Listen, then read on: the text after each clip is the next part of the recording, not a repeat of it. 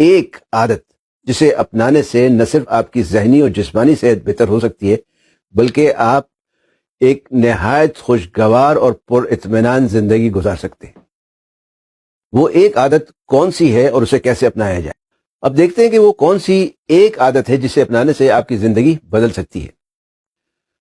وہ عادت ہے جذبہ شکر گزاری کی عادت، جذبہ تشکر کی عادت، شکر اور شکریہ ادا کرنے کی عادت، جسے انگریزی میں گریٹیٹیوڈ کہتے ہیں۔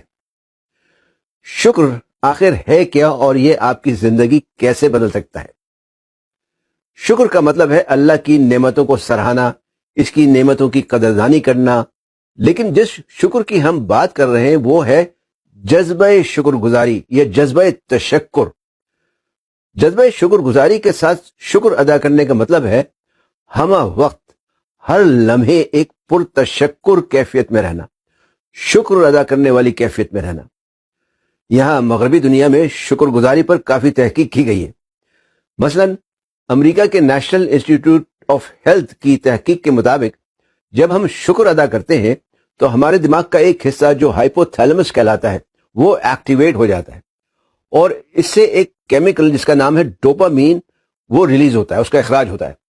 ڈوپامین انسان کے موڈ کو، اس کی جسمانی حدت کو، دل کی دھڑکن کو، نیند کو، تکلیف یا درد کے احساس کو اور بھوک وغیرہ کو کنٹرول کرتا ہے، اور یہی ڈوپامین انسان میں راحت اور فرحت کا احساس بھی پیدا کرتا ہے، ایک اطمینان اور سکون والی کیفیت پیدا کرتا ہے۔